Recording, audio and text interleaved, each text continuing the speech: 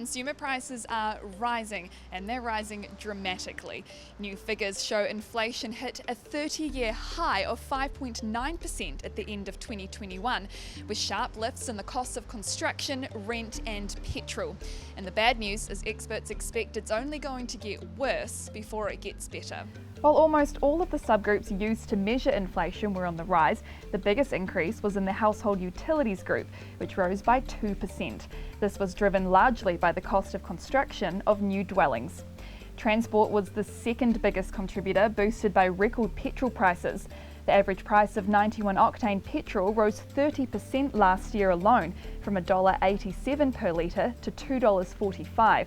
And some say it could hit $3 in the not-so-distant future. And it's those everyday costs that Consumer New Zealand are concerned will hit low-income families the hardest. It's not like you can negotiate around the price of food or the price of petrol, particularly when there's only a few suppliers. So it can be a really difficult one for New Zealanders to stomach. If you're on a slightly higher income, maybe you shave off a weekend activity or things like that. For a lot of families who are really against that poverty line, there's not much room to move. And what we're seeing in our research is that 1 in 4 New Zealanders are really concerned about the level of savings they have, their safety net.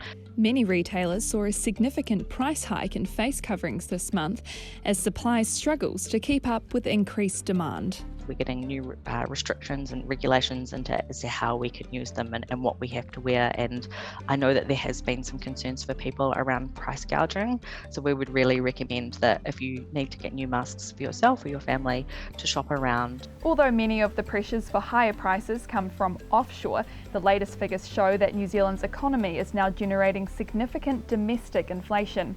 The cause of this is down to a number of things, but it's seeing Kiwis have to dip into their savings more, creating a domino effect on their long-term purchase goals. We're seeing a lot of people who have been saving for a house deposit and they've now reached the point where they've given up because they can see that goalpost is shifting. So they're actually having to think about other ways in which they can try and secure their future. Trying to keep track of your incomings and outgoings and having an understanding of what your expenses are is really important. And if you are able to put money aside, that's great.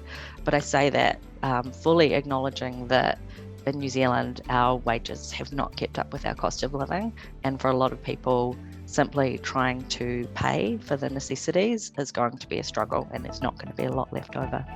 Thanks for checking out our YouTube channel. To stay up to date with all the latest news from the New Zealand Herald, click the subscribe button below or check out one of the videos here, and head over to nzherald.co.nz for more details on these stories and more.